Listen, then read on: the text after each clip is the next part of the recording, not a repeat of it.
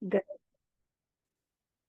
Gracias, bondadoso Padre, porque nos ha permitido hacer parte de este grupo, hacer parte de esta familia historicista que está en el mundo. Gracias, bondadoso Padre, por ser nuestro Dios, por ser nuestro Creador. Eterno Señor, también damos gracias por las personas que han trabajado para que todos estos materiales puedan estar en nuestras manos, que han trabajado para que puedan ser traducidos y de esa manera esparcidos a muchos lugares. Gracias por la obra misionera de nuestras hermanas.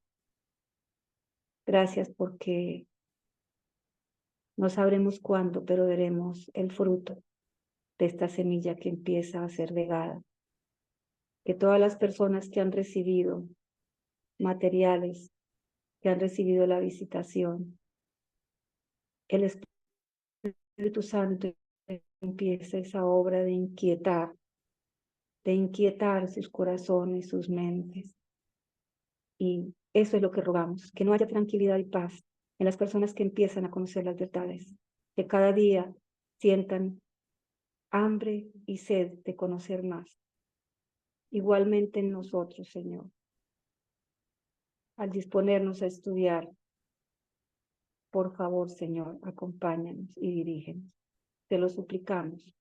En nosotros, indignos, débiles, que no hay méritos, sino todo, absolutamente todo, los méritos y la gloria y la alabanza para nuestro Señor Jesucristo, nuestro Redentor y Salvador. Amén.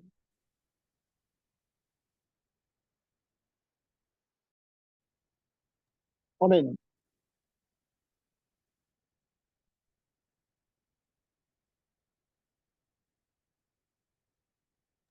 Amén.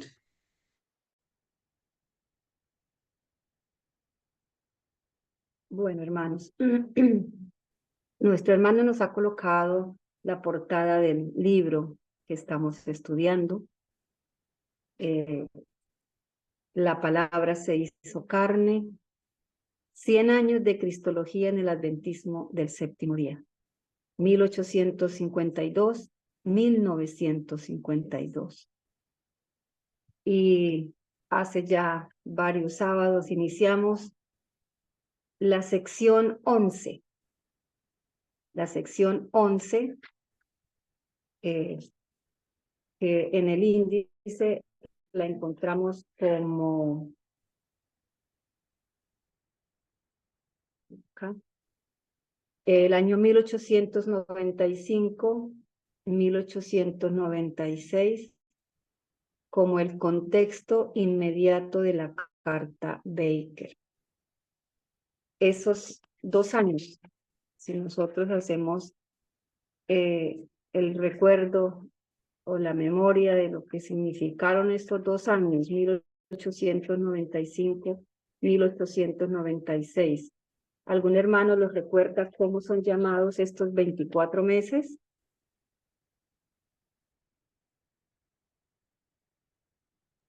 El contexto inmediato de la carta Baker.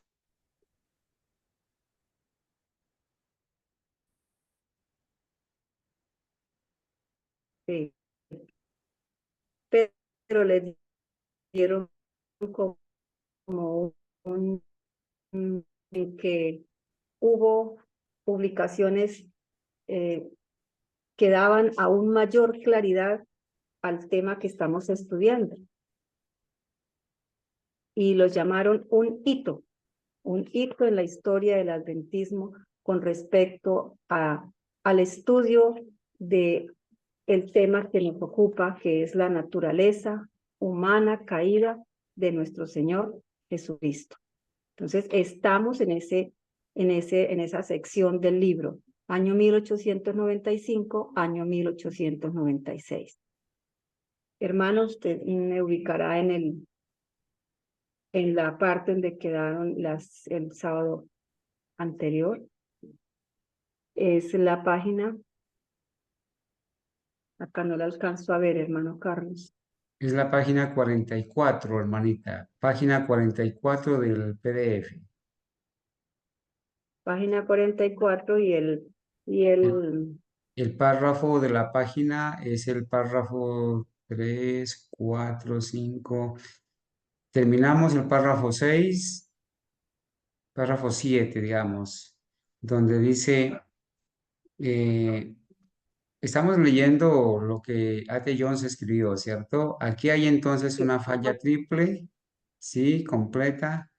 Una falla del diablo en todo. En la presencia de Cristo, Satanás es absolutamente dominado y en Cristo nosotros somos conquistadores de Satanás. Jesús ujú, dijo, ¿sí? El príncipe de este mundo vino, pero no tiene nada en mí. En Cristo entonces escapamos de él. En Cristo encontramos en Satanás un enemigo completamente derrotado y exhausto. ¿Se ubicó, hermanita? exhausto. Ay, sí, ya. Perfecto. Entonces, sí, estamos estudiando fragmento por fragmento de ese estudio que A.T. Jones tiene en esa oportunidad en la Conferencia General del año 1895. Entonces, con respecto a lo que acabo de leer nuestro hermano Carlos, él continúa diciendo, eso no quiere decir que no tengamos más luchas que enfrentar. Por el hecho de que estemos leyendo y hayamos escuchado en muchas ocasiones de que Satanás está vencido, de que es un enemigo derrotado, no quiere decir entonces que no tengamos más luchas que enfrentar, pero sí quiere decir, y decirlo enfáticamente llenos de regocijo, que es que en Cristo peleamos la batalla de la victoria. Esa es una expresión maravillosa, hermanos, que en Cristo peleamos la. O sea, nosotros ya sabemos, tenemos a partir de este momento debemos tener eh, esa certeza de que si nosotros peleamos la batalla en Cristo, estamos peleando una batalla de la victoria, no la batalla de la derrota, como cuando se enfrentan en batalla los ejércitos, tienen siempre la incertidumbre si esa batalla va a ser victoriosa o va a ser una derrota. Nosotros debemos tener la certeza que si la peleamos en Cristo, va a ser la batalla de la victoria. ¿Qué significará pelear la batalla en Cristo? Hermanos, los invito a que expongan sus ideas. ¿Qué significa pelear la batalla en Cristo? Sí, hermana Renis. Cuando tenemos a Cristo de nuestro lado, cuando miramos a Cristo y estamos peleando esa batalla junto con Él, se convierte en una batalla victoriosa. Y seguidamente dice, fuera de Cristo peleamos, pero es para pura derrota. Ahí está el contraste entre pelearla con Cristo y no pelearla con Cristo. Sin Cristo nada podemos hacer, como Él dice. Sí. Gracias, hermanita. Y si continuamos, dice, en Él nuestra victoria es completa, pero, no olviden esta expresión, que es lo que no debemos olvidar, que es en Él. Y nuevamente digo, que es pelear la victoria en la batalla en Él, en Cristo.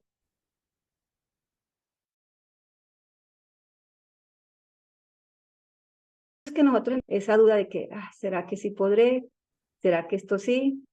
¿Será que esto no? Uno se da cuenta, uno mismo se da cuenta que, que no estamos en Él y por eso es que dudamos. Estar en Él, como explicaba la hermana Ángela,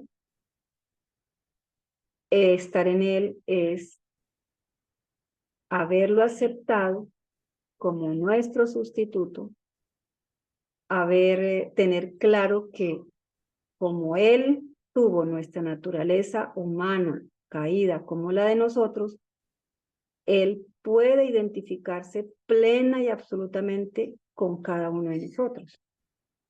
Pero si yo pienso todo lo contrario, como se está enseñando, que Él no tuvo nuestra naturaleza, pues mucha gente ha expresado, es decir, como el Señor Jesús no, como Dios y vino acá, no puede entenderme porque Él no pasó por esto que yo he pasado o que estoy pasando.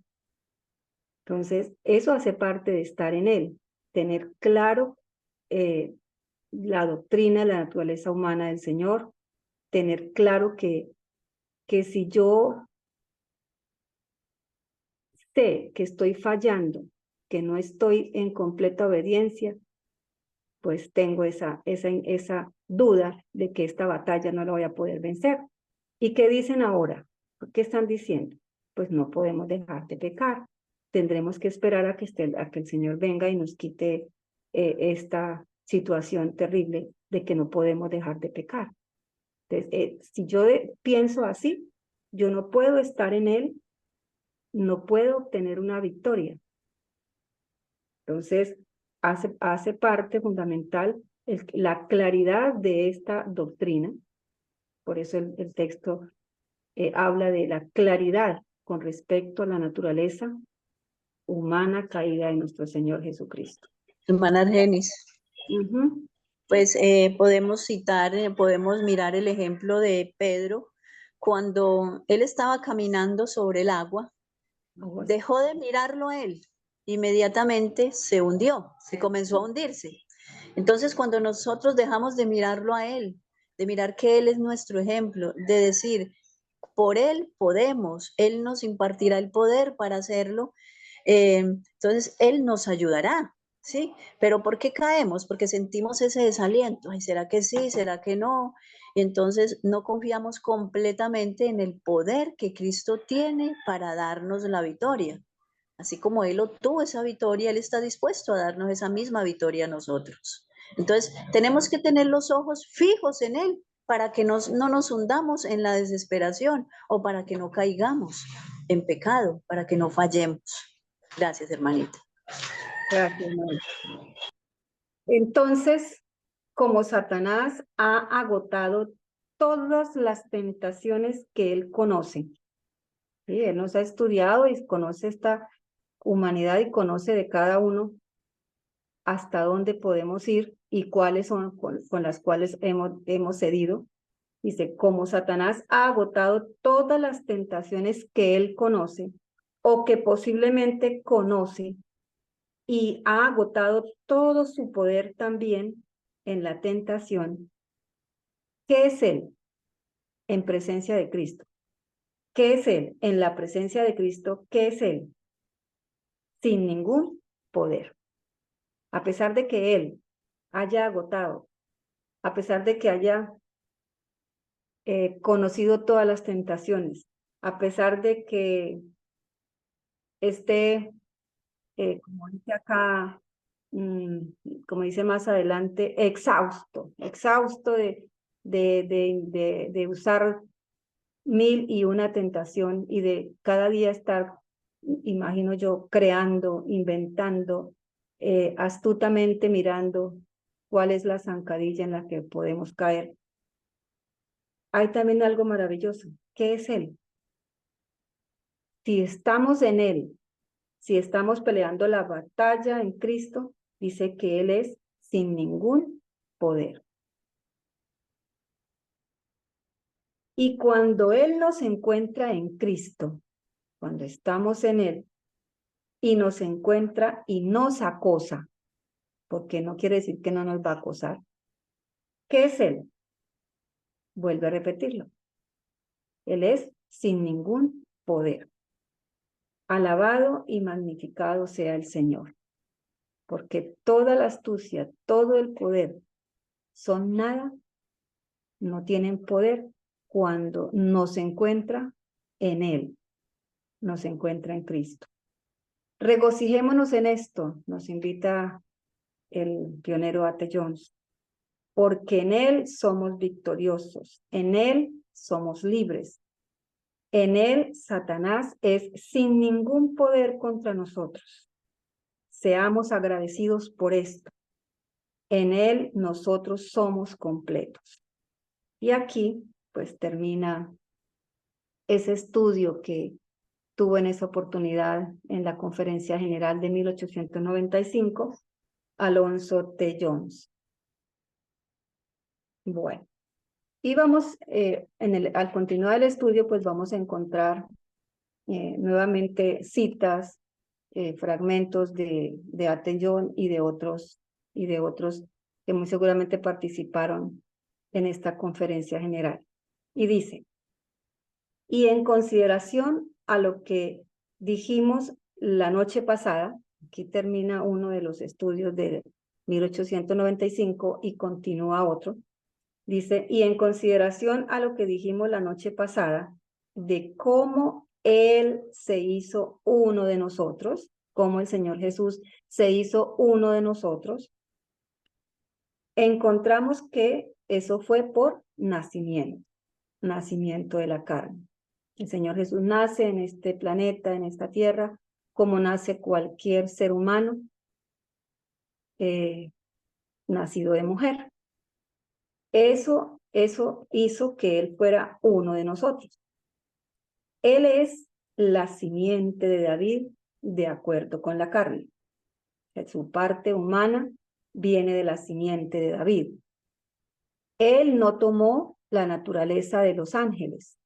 Eso ya lo hemos estudiado, está en el libro de Hebreos, en los primeros capítulos, sino que la naturaleza de la simiente de Abraham y su genealogía va hasta Adán, que también lo encontramos en el capítulo, creo que es 3 de Lucas. De tal manera que todas las tendencias para pecar que están en la raza humana vinieron de Adán. Pero Jesús sintió todas esas tentaciones.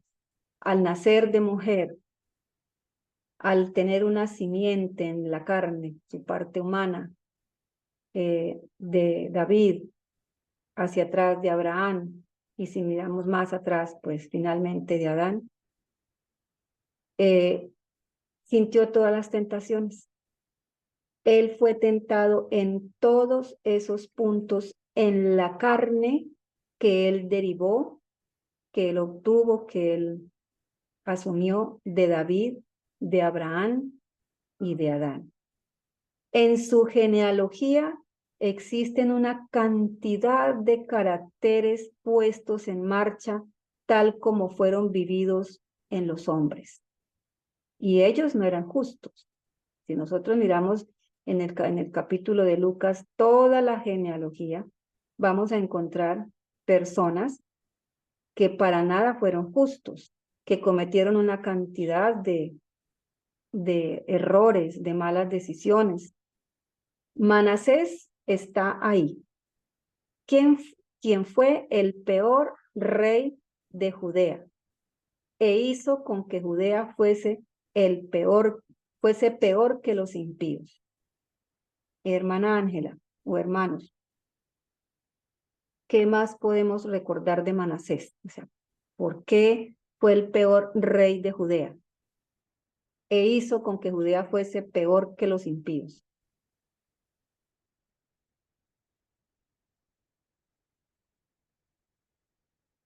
Oh, hermano Carlos, que por favor nos ayude en esta parte. Bueno, la historia de los reyes de Israel, por lo general, tiene una frase que se repite, es repetitiva, ¿no?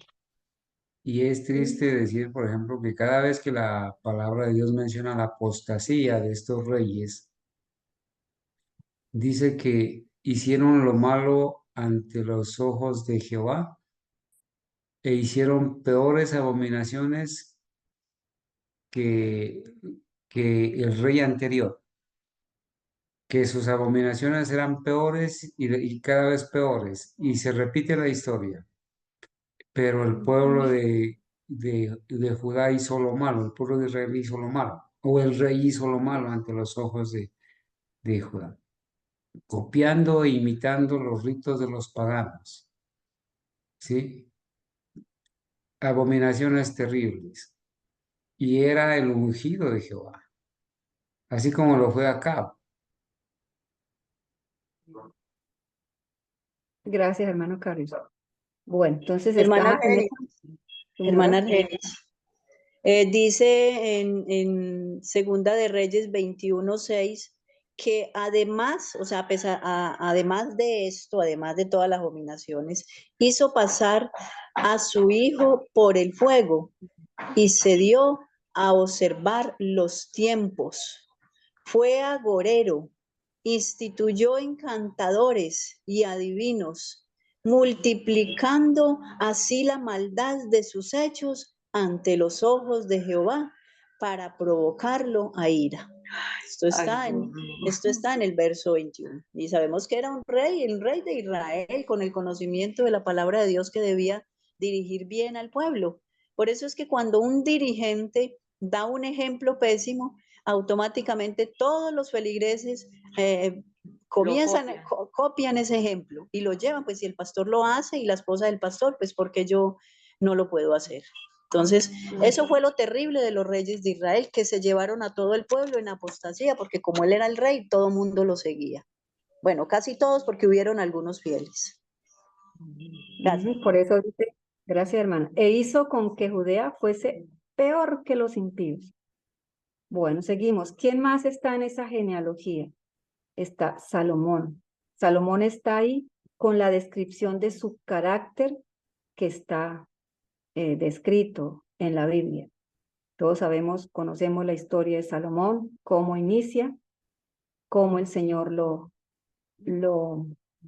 bendice con la sabiduría, cómo él inicia siendo un excelente rey que quería gobernar con sabiduría y el Señor se la concede, y cómo termina, ¿no?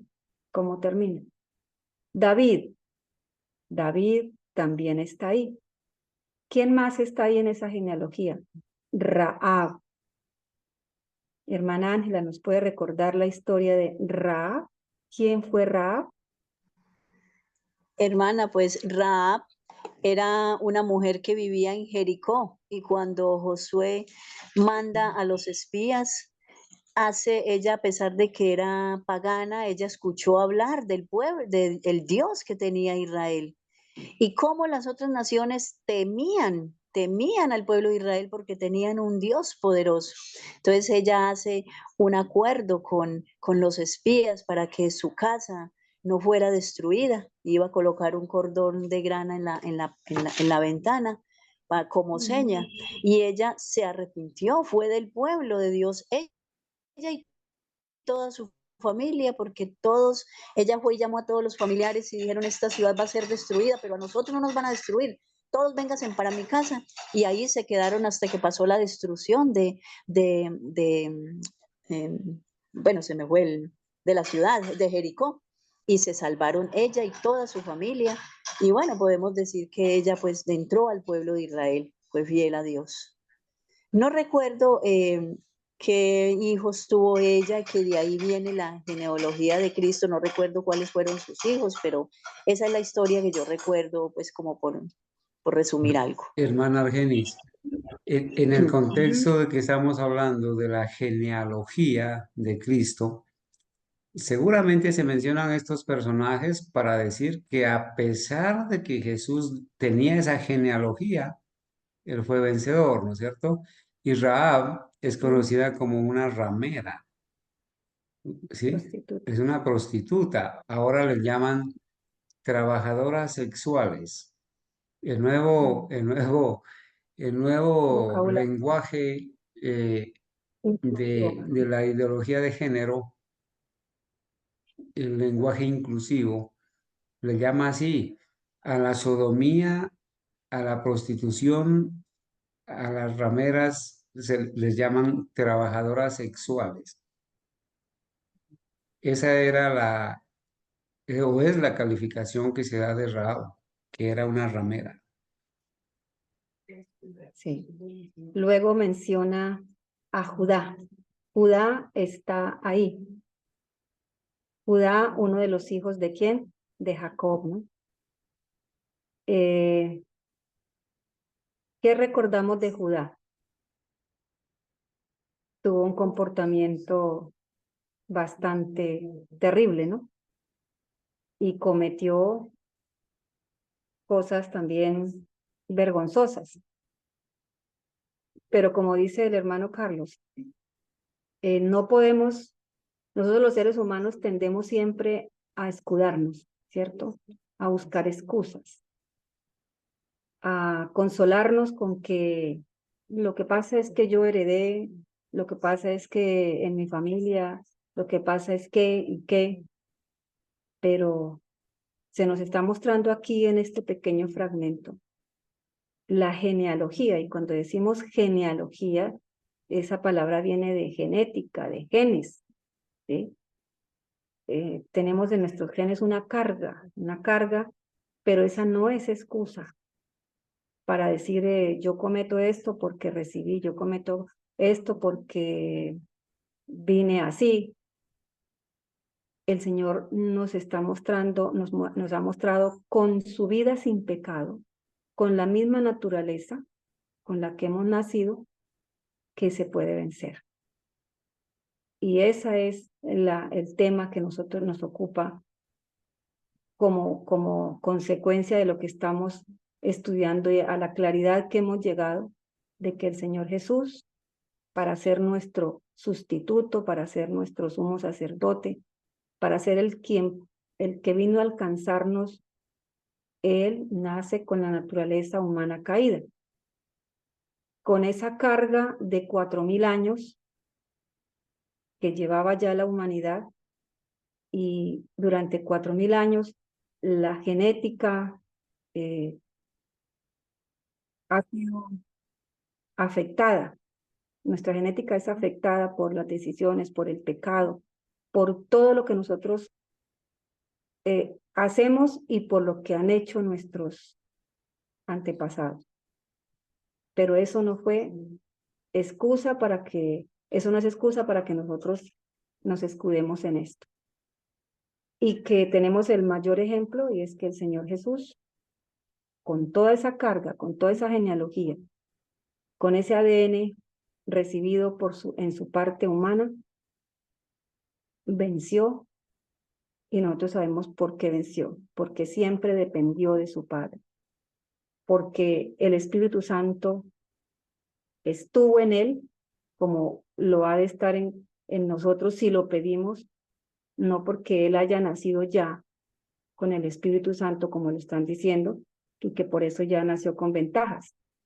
No hay ninguna ventaja en la que el Señor Jesús hubiese utilizado o tomado para vencer y nunca pecar.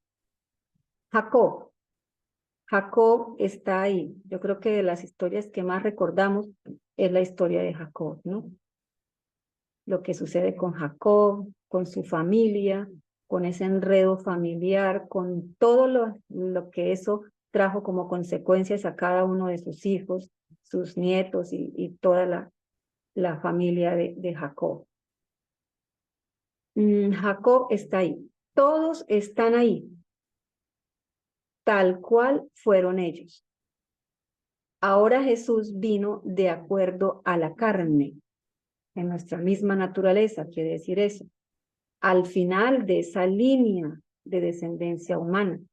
Hay más personajes, pero acá en este fragmento mencionan solamente estos que acabamos de recordar su historia.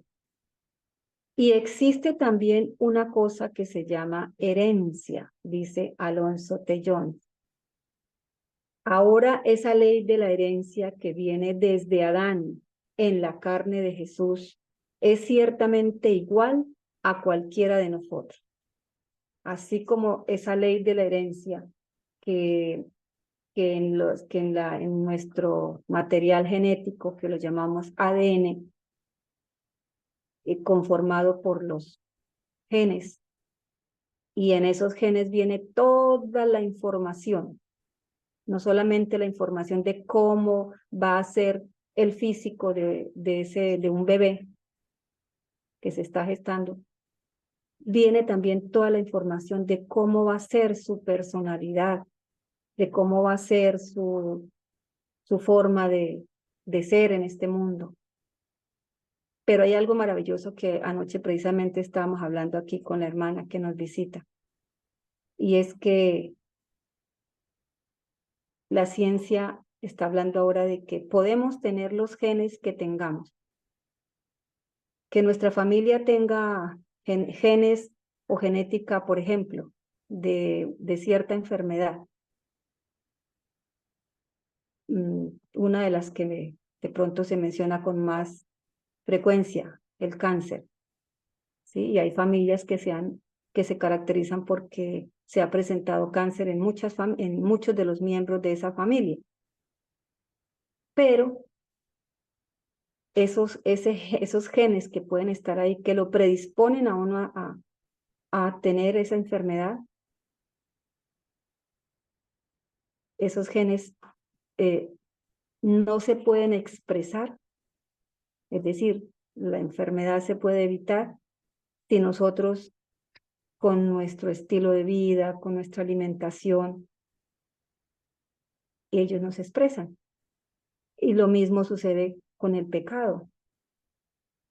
Yo no soy una experta en estos temas, pero si se puede evitar la expresión de un gen que va a causar una enfermedad con el estilo de vida, con una alimentación realmente saludable.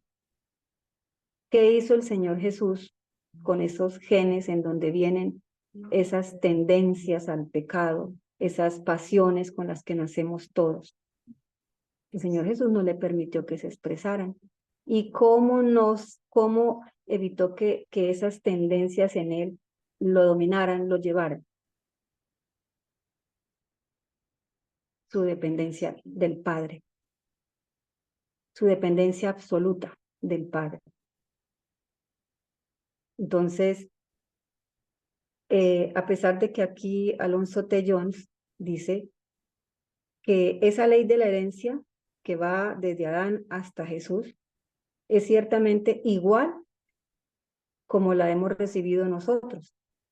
¿Por qué? Porque Él fue uno de nosotros, lo dice Hebreos, Él fue uno de nosotros. En Él habían cosas que venían desde Adán. En Él habían cosas que venían de David. En Él habían cosas que venían de Manasés, que venían de Rahab, que venían de Jacob, que venían de Judá, de todos los que son mencionados. Por eso allá en el libro de Lucas están mencionados todos los personajes. Y en nosotros vienen cosas que son de mi papá, mi mamá, mi abuelo, mi bisabuelo, mi tatarabuelo, todas estas cosas. Desde el comienzo hasta su nacimiento. Así en la carne de Jesús. Y esto es lo que aquí vamos a pedirle ayuda a nuestro hermano Carlos, que más adelante se va a tocar esta expresión. En la carne de Jesús, no en él mismo, sino en su carne, en su naturaleza humana. Nuestra carne que él tomó en la naturaleza humana, existían exactamente las mismas tendencias a pecar que existen en usted y en mí. Y así, siendo en semejanza de carne pecaminosa, que ya hemos explicado y hemos entendido qué significa semejanza de carne pecaminosa, es decir, con la misma naturaleza humana caída que nosotros, él condenó el pecado en la carne. Entonces nos queda pendiente aquí, no sé si ahora, hermano Carlos, o más adelante, que creo que lo vuelven a tocar, donde dice, así en la carne de Jesús Cristo, no en él mismo, sino en su carne, en su naturaleza humana. Eso es simplemente decir que todas las tendencias a pecar que existían en la carne humana estaban en su carne humana. y a ninguna de ellas le permitió siquiera aparecer. Esa es la gran diferencia entre nosotros y el Señor Jesús. A ninguna de ellas le permitió siquiera aparecer. Él las conquistó, es decir, las venció a todas. Y en Él todos nosotros tenemos victoria sobre todas ellas. Esas son hermosas promesas que aquí Alonso Tellón nos está recordando. En Él todos tenemos victoria sobre todas, no en algunas, no en algunas pocas, no. Aquí es como dice el Señor en su santa palabra, todo lo puedo en Cristo que me fortalece. Hermanita Nosotros Argenis, no somos, sí, Señor. hermanita, quizás, no sé si la apreciación que tengo acá en la cita que está sin resaltar cuando su merced pide que quizás ayudemos.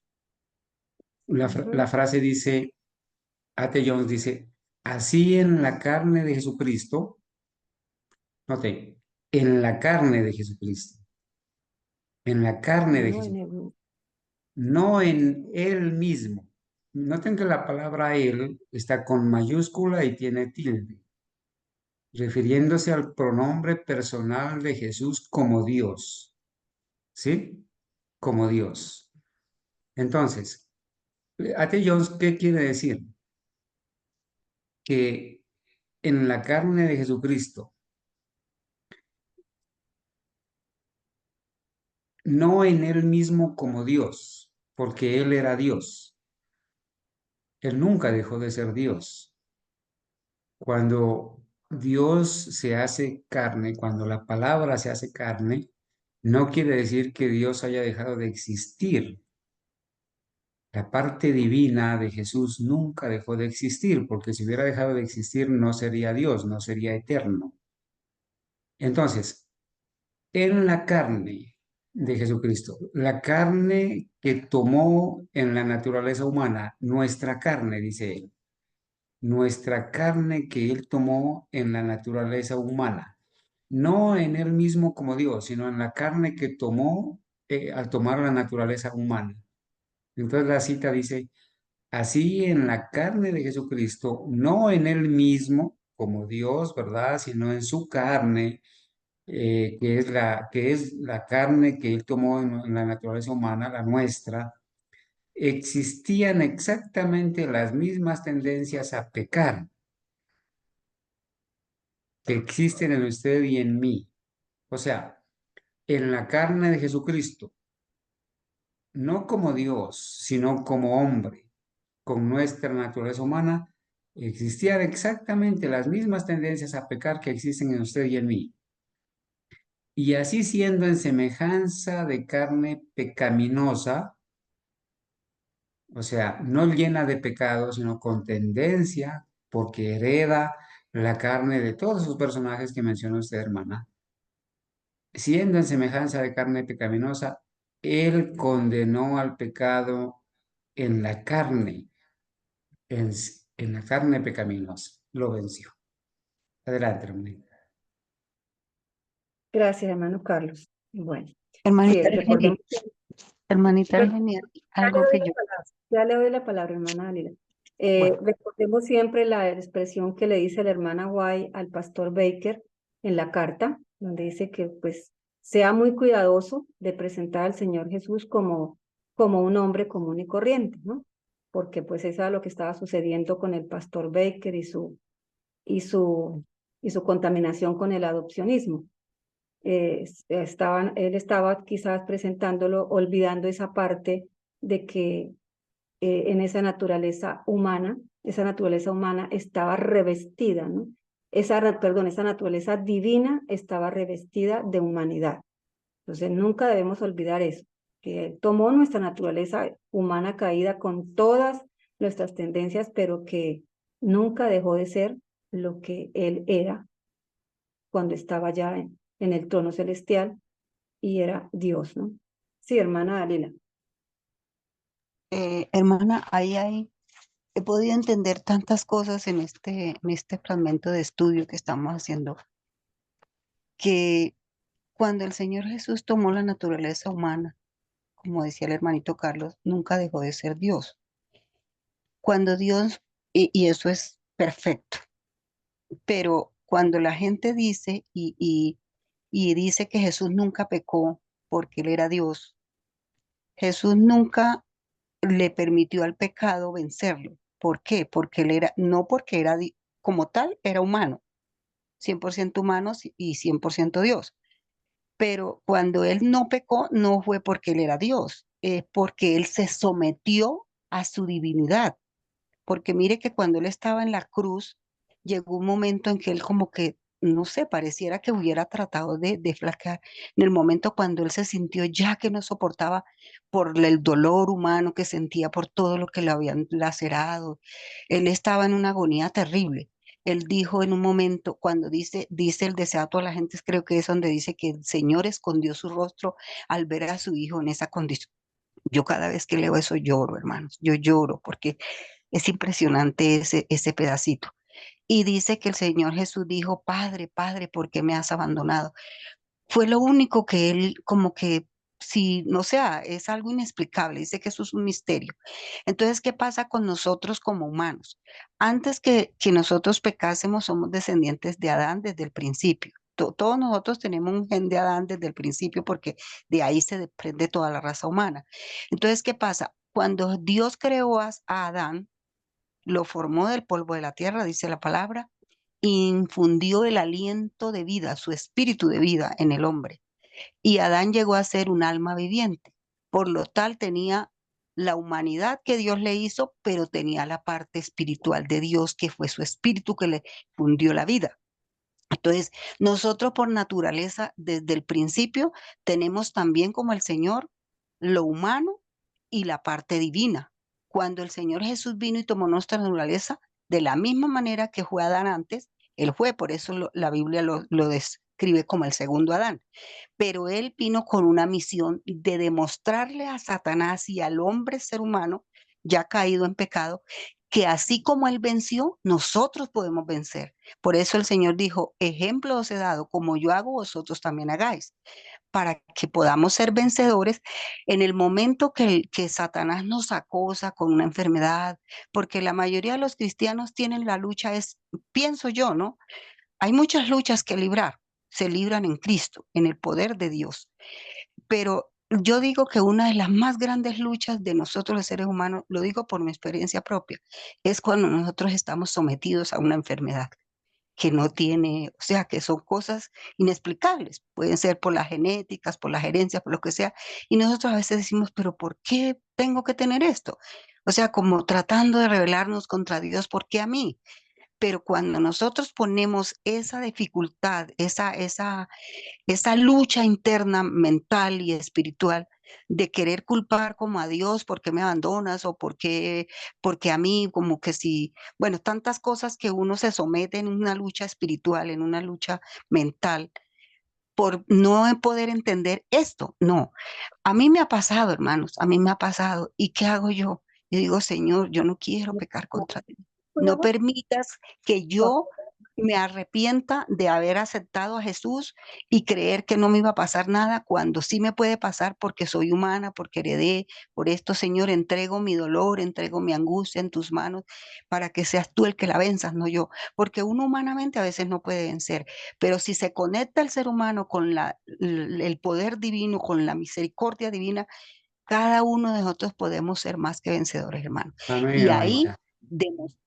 demostramos que podemos en el Señor Jesús, no nosotros como humanos, ni en la parte divina que tengamos. Es el Señor Jesús el que vence todas las luchas mentales, espirituales, de la rabia, del pecado, de la mentira, o sea, del adulterio, de todo lo que podamos, porque cuántos hermanitos han caído en adulterio, han caído en cosas terribles porque se han dejado tentar, porque cosas terribles que son las luchas a diario y ninguno de nosotros como seres humanos tengamos el nivel que tengamos de espiritualidad, de lo que sea, estamos exentos y podemos decir con libertad, no, es que yo soy invencible. Eso es una mentira, hermano. Eso es una mentira que nosotros mismos nos creemos. Entonces, tenemos que siempre mantener en guardia, hermano, en guardia. En ningún momento que vimos algo, el diablo siempre va a estar poniéndole a uno las trampas a cada segundo, a cada instante, con lo que ve, con lo que escucha, con lo que come, con lo que viste, con lo que hace, con los pensamientos. Si a mí me llega un pensamiento que yo con mi raciocinio humano entiendo que no, porque estoy pensando esto así, no, de una vez reprenda en el nombre del Señor esa cosa horrible que me está llegando a mi mente, a mi corazón, a mi... Si, por ejemplo, a mí una vez me pasó, me regañaron porque yo daba y eso, y llegó una señora esperándome en la tarde cuando yo llegué para pedirme una ayuda, para que no tenía para darle a los niños, todo el día no habían comido. Y como a mí me habían regañado, yo estaba como enojada. Entonces, cuando la señora llegó a pedirme algo, y yo le dije, ay, qué pena, pero yo no tengo nada para darle hoy. La señora se fue llorando, dijo, ay, mi única esperanza era usted, doña Dalila. Y esa señora se fue, hermanitos. Y yo todavía recuerdo eso y yo siento tristeza por haber hecho eso. Y yo dije, Dios mío, si esa señora, la única esperanza que ella tenía era yo, ¿por qué yo le miento si mi nevera estaba llena de comida, de leche, de lo que ella, de todo lo que ella necesitaba, yo lo tenía? No de pronto para votar, pero sí tenía lo suficiente para compartir con ella. Hermano, yo me sentí derrotada por lo que había hecho. ¿Qué hice yo? Yo dije, no me importa si la señora no sé qué irá a pensar de mí. Yo fui, cogí de todo lo que tenía en mi nevera y en mi despensa y le llevé. Le dije yo, mire, pero cometí otro error. No le dije que yo le había negado, sino que yo había ido donde una vecina a que me diera, porque me dio pena con ella decirle que yo le había negado teniendo yo en mi nevera y en mi despensa. Yo le dije, Hermanita mire, Dalila, está yo bien, no hermanita tenía, pero Dalila. pedí. Sí, entonces todas esas cosas uno las puede vencer, hermano. ¿Por qué?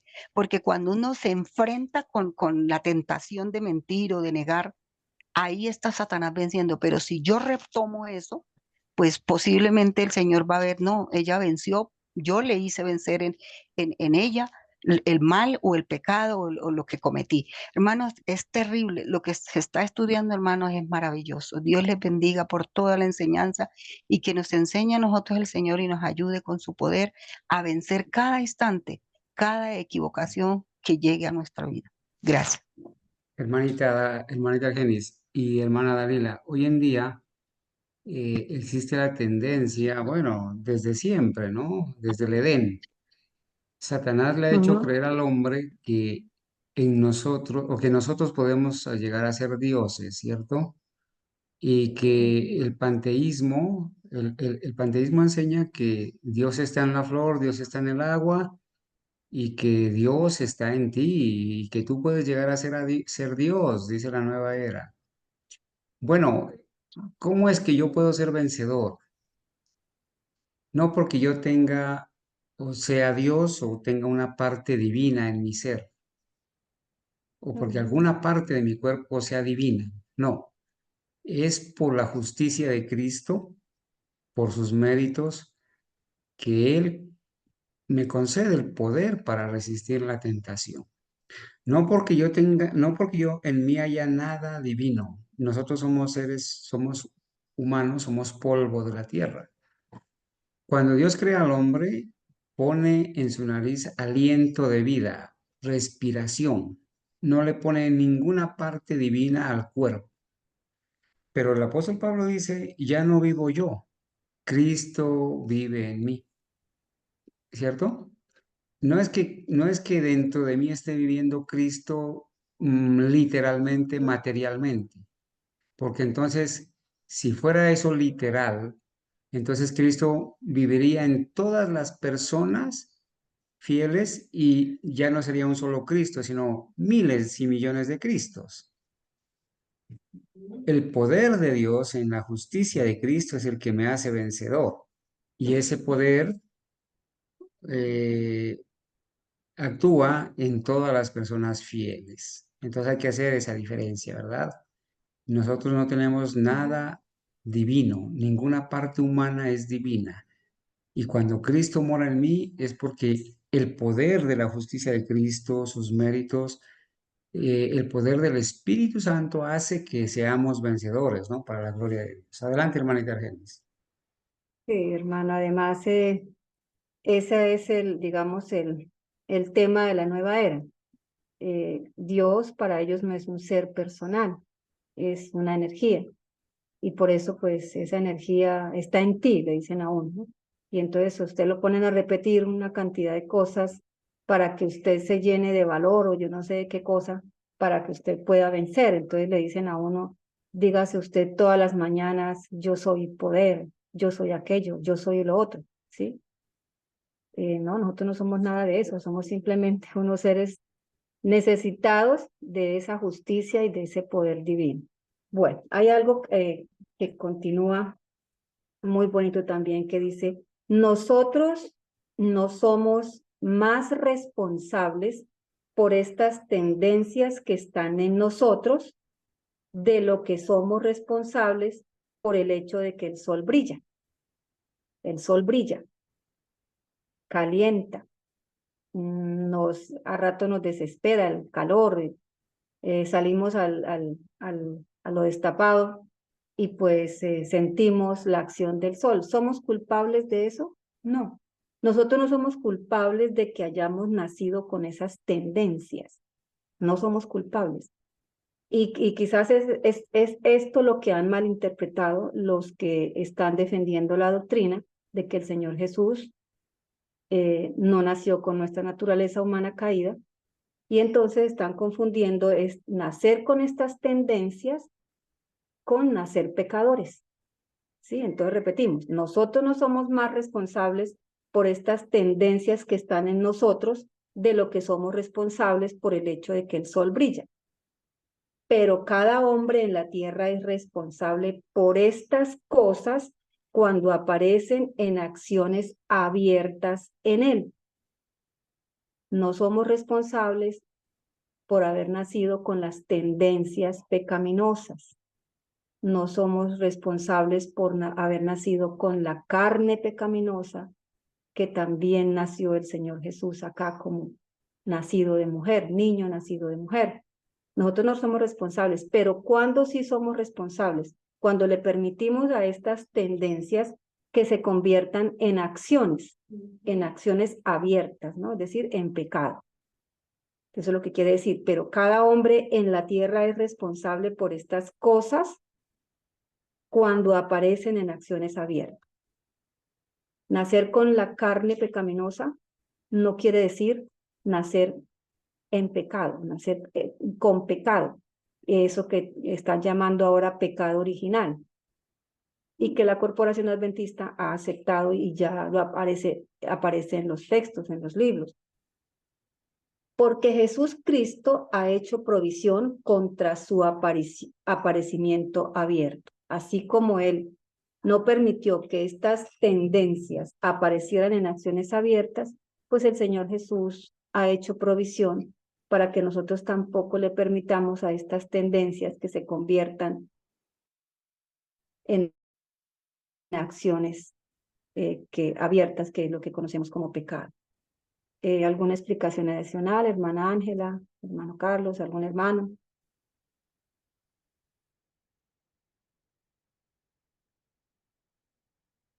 Bueno, Jesús Cristo, el segundo hombre, tomó nuestra naturaleza pecaminosa, lo dice A.T. Jones en el año 1895. Se me ha olvidado recordarles que todo esto que estamos leyendo son citas que aparecieron en el año citas de estudios, de conferencias del año 1895. Jesús Cristo, el segundo hombre, tomó nuestra naturaleza pecaminosa. Y Cristo, habiendo tomado nuestra naturaleza humana en todas las cosas, en la carne, en todos los puntos debía él, dice Hebreos, debía él ser hecho como sus hermanos. Y él es nuestro hermano en la relación sanguínea más cercana. ¿Por qué el Señor Jesús es nuestro hermano?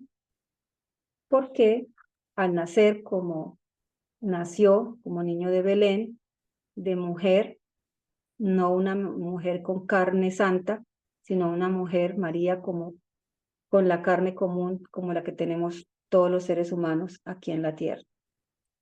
Hermano Carlos, ¿por qué al Señor Jesús se le llama el segundo hombre o el segundo Adán?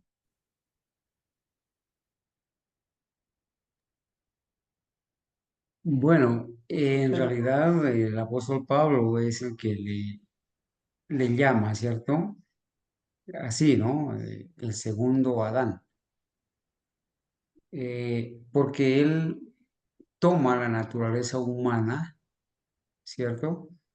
La naturaleza humana la toma y estando en esa naturaleza humana, él es vencedor.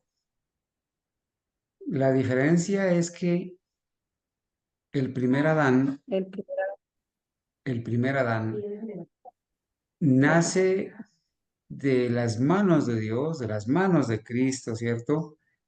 Y lo hace en una naturaleza no pecaminosa, inmaculado, y Cristo, al tomar la carne humana, al hacerse hombre,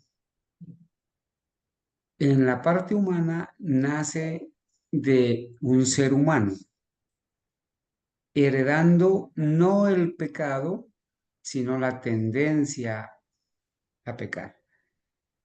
Entonces, en realidad, hablándolo en términos de igualdad, el Señor Jesucristo y todos los seres humanos descendientes de Adán estamos en una desventaja respecto a Adán, no respecto a Cristo, sino respecto a Adán, porque nosotros somos descendientes de una carne pecaminosa, somos descendientes de Adán después de que peca, y esa tendencia se hereda, mas no se hereda el pecado.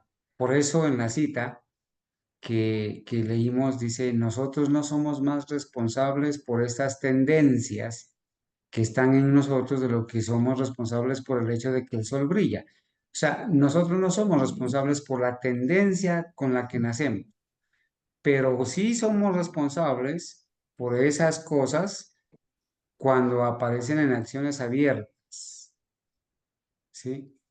Bueno, el Señor ha hecho provisión para que nosotros seamos vencedores, ¿cierto? Gracias, hermano Carlos. Bueno, dice, y Cristo habiendo tomado, ya se la manera. Entonces seguimos en la otra que dice, Él lo ha demostrado en mi carne. Señor Jesús ya demostró en la misma carne, en la misma naturaleza que tenemos nosotros, cómo se puede vencer. Él lo ha demostrado en mi carne, que Él se inclinó completamente para escuchar mi llanto. Él se ha inclinado, Él vino y nos alcanzó en ese punto de la historia, nos alcanza el Señor Jesús con 4000 años que había transcurrido de la generación y nos alcanza en ese estado.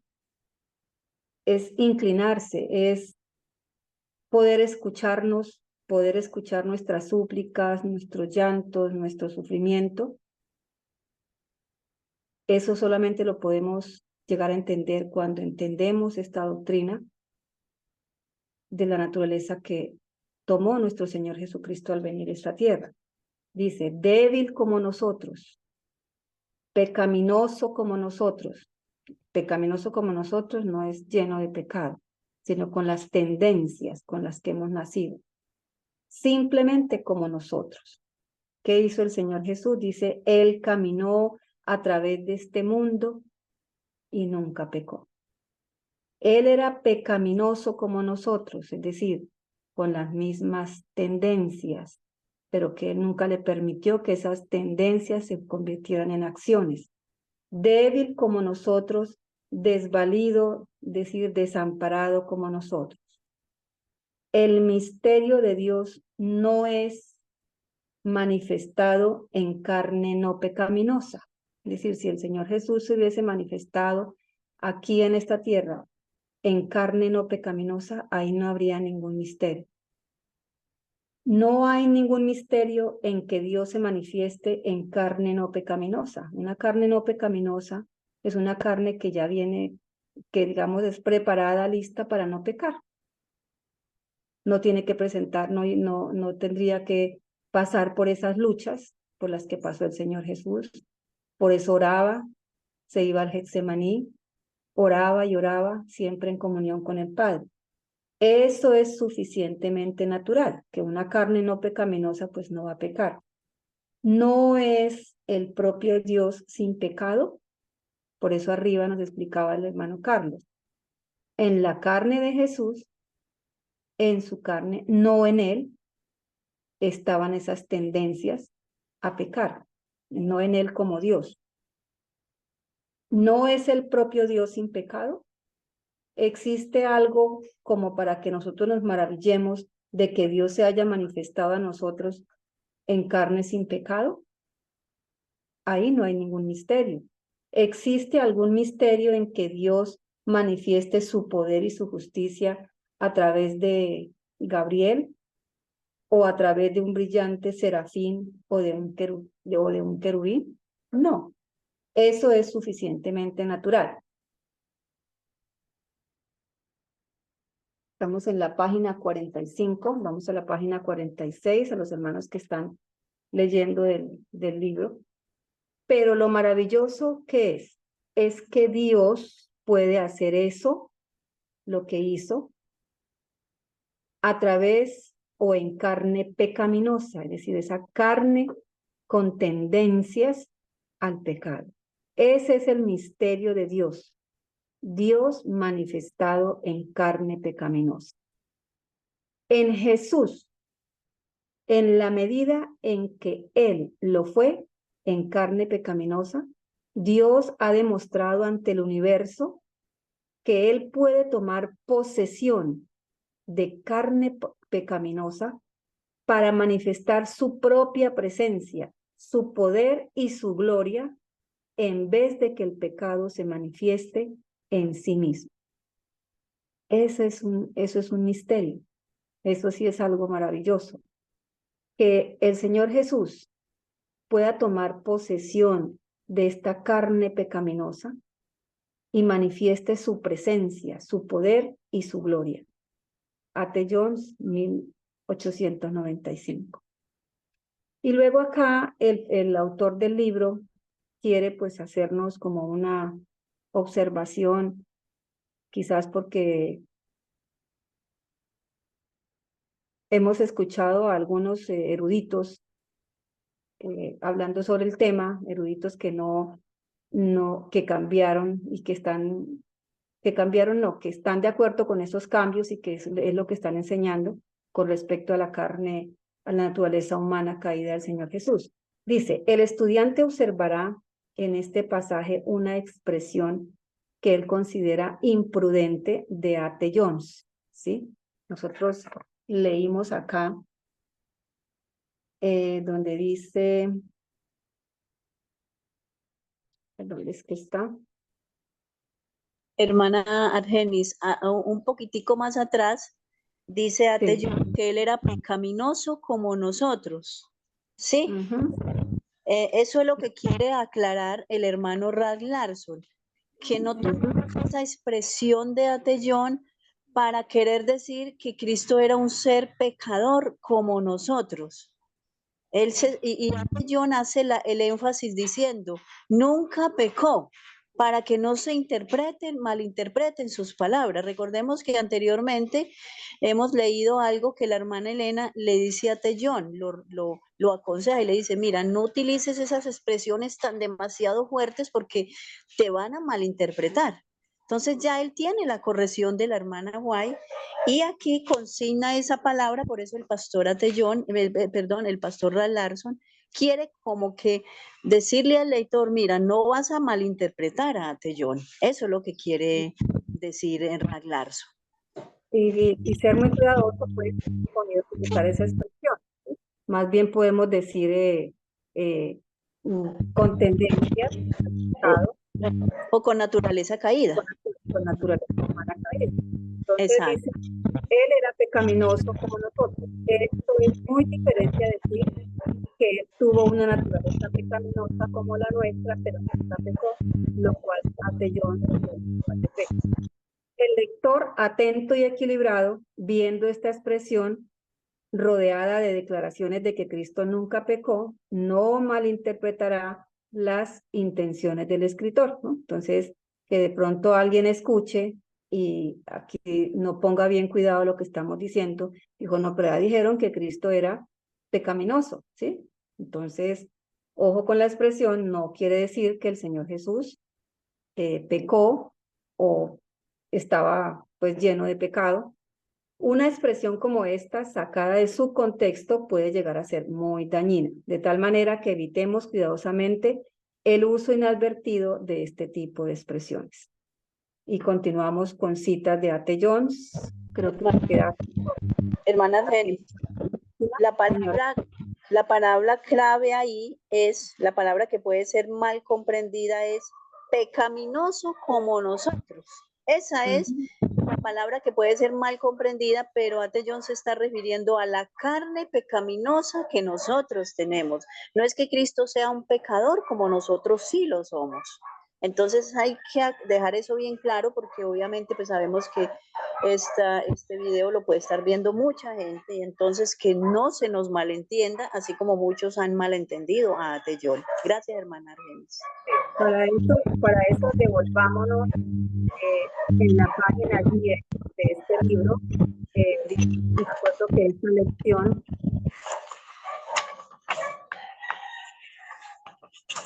ya que se oye mucho ruido.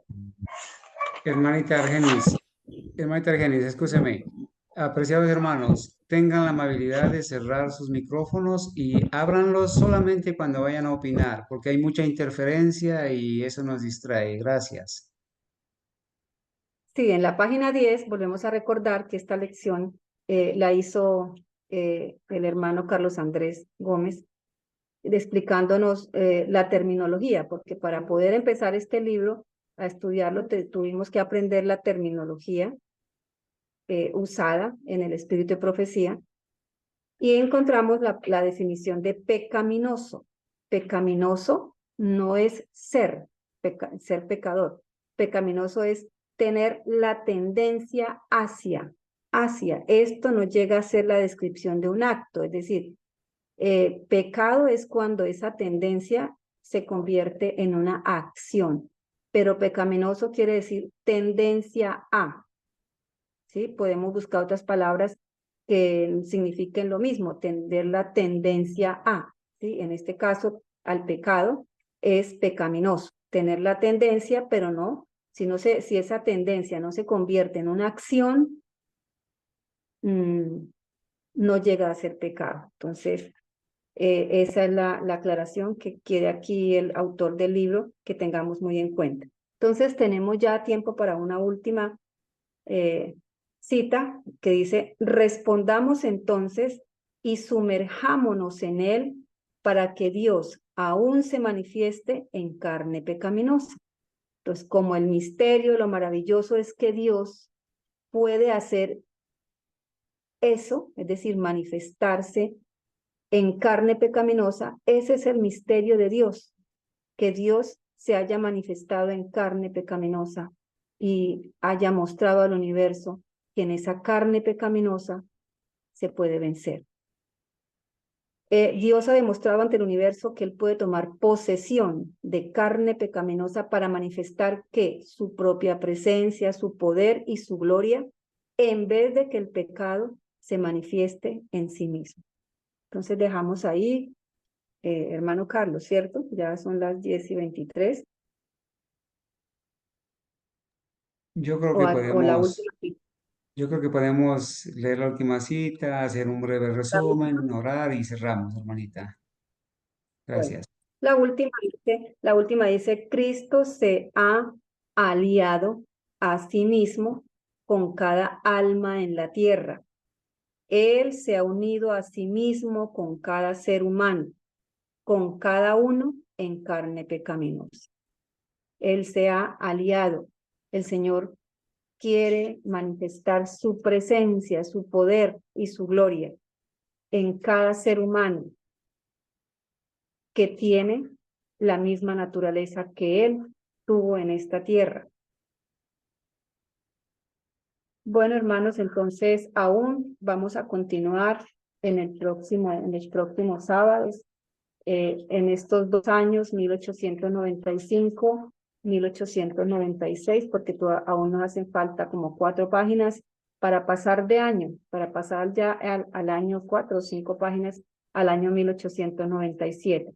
Entonces estamos estudiando las citas, las publicaciones, los boletines que se presentaron en estos 2 años, 1895, 1896, que dan claridad, porque estamos en la época de la claridad que se tenía con respecto a la naturaleza humana caída que el Señor adoptó al venir a esta tierra, porque más adelante vendrá la época de la confusión, ¿no? Estamos estudiando la época de la claridad y específicamente estamos en el contexto inmediato de la carta Baker. ¿Por qué el contexto inmediato? Porque esta carta Baker se dirigió al pastor Baker finalizando el año 1895. Bueno, hermanos, entonces muchísimas gracias por acompañarnos, por su presencia en este estudio de Escuela Sabática. Gracias por los aportes, hermanos, e invitarlos para que, ya que tenemos el libro físico en nuestras casas, podamos leer cada día las 2 páginas o los 2 hojas siguientes del estudio de la Escuela Sabática y nos vamos preparando para hacer el estudio cada sábado. Entonces vamos a arrodillarnos, vamos a a agradecer al Señor por este estudio y a pedir la bendición y su presencia para el estudio que nos tiene el hermano Carlos, la continuidad de este tema tan importante como todos los que hemos venido estudiando en estos últimos tiempos de apostasía, tiempos de viento, de doctrina, tiempos difíciles para muchas personas que están luchando contra esta situación, pero que no han tomado una determinación. Entonces vamos a orar, hermanos, vamos a arrodillar.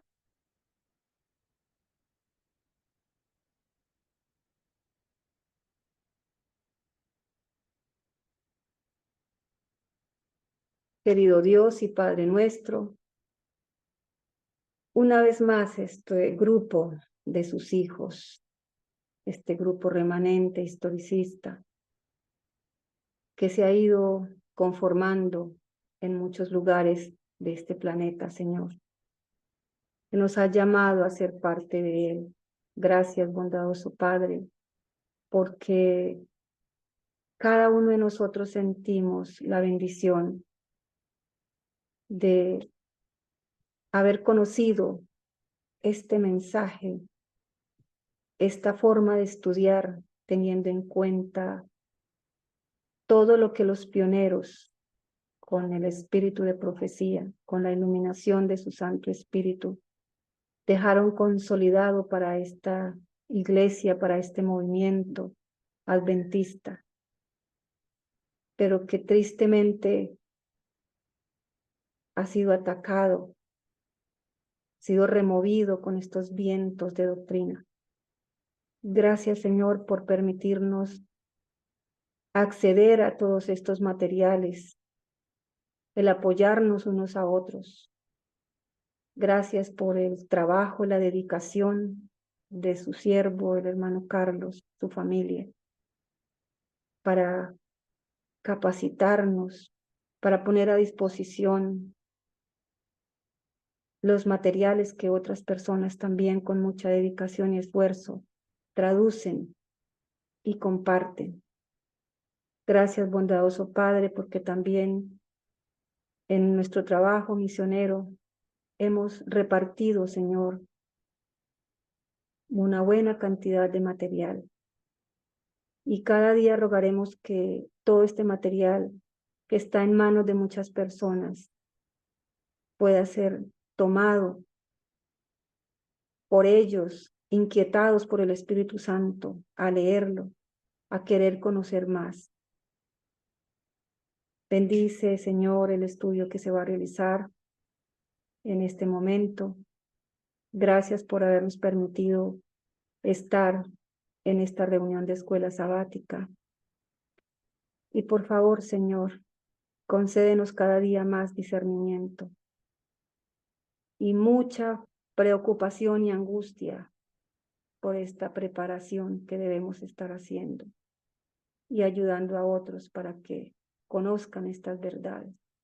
Permítanos cada día aprovechar las oportunidades que el Señor nos da para contarle a las personas. Muchas de ellas no conocen absolutamente nada, en completa oscuridad, en completa confusión. Bondadoso Señor, muchas gracias porque por su misericordia nosotros estamos en el lugar que estamos, no porque haya nada bueno en nosotros, sino porque su misericordia es muy grande para con cada uno de nosotros. Rogamos por nuestros seres queridos, por las familias de cada uno de mis hermanos, por quienes oramos para que también nuestras familias puedan llegar a ser parte de este remanente.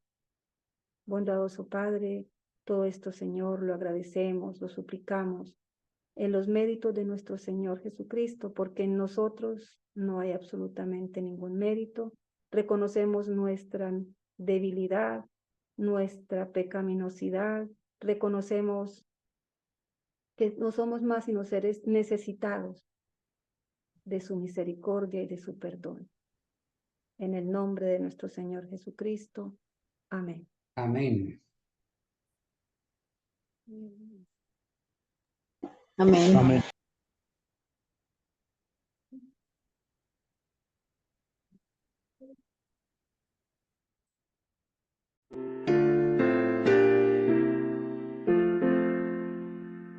Cristo Señor, mi Dios y Salvador, mi gran anhelo es servirte a ti. Oh Salvador, yo quiero siempre amarte y en tus pasos quiero yo seguir. Rindo mi ser a ti, mi Redentor. Oh, comunícame tu grande amor.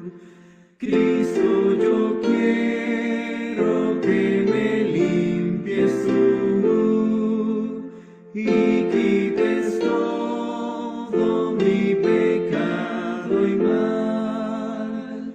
Tu siervo siempre anhelo ser, Señor, y en tus manos quiero siempre estar.